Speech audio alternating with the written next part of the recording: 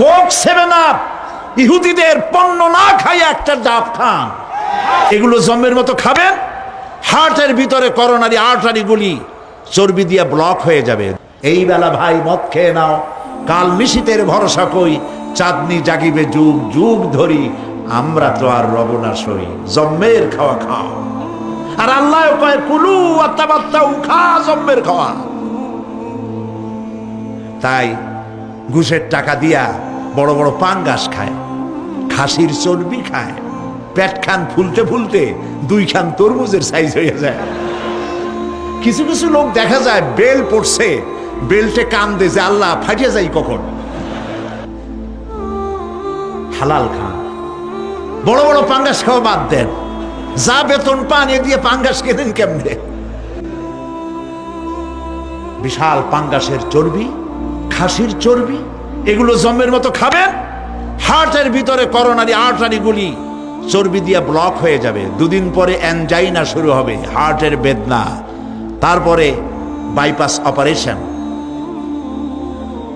সুতরাং ওগুলো খাইয়া হারাম, খাইয়া কোনো মজা নাই। কম দামের জিনিস খান, যা হালাল বেতন পান, কম দামের জিনিস খান, কচু শাক খান। হাসতেছেন আপনারা? আরে ভাই, কচু শাকে 100% ক্যালোরি, কচু শাক খান বেশি করিয়া।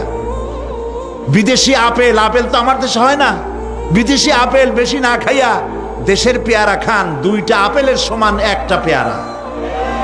কোক 7 আপ ইহুদিদের পণ্য না খাইয়া একটা ডাব খান। আর বড় সাইজের পাঙ্গাস না খাইয়া চেলা, পুটি, মলা, ডলা, কাসকি, আর কি কয় বলে, কি ময়নাটিয়া, মোল্লা, মৌলানা সাহায্য করেন আমাকে, মোল্লা মোল্লা, তারপর লোট্টা, জি, এগুলো খান। কি হবে? এগুলোর মধ্যে রয়েছে ফসফরাস, খাইলে পরে চোখের দৃষ্টি বাড়তে থাকবে, হার্ট অ্যাটাক করবে না, স্বাস্থ্য ভালো হবে। স্বাস্থ্য ভালো হওয়ার অর্থ পেটটা বিশাল আকারে হওয়া না, পেটটা ছোট হওয়া, সিনাটা চওড়া হওয়া, এইটার নাম স্বাস্থ্য ভালো।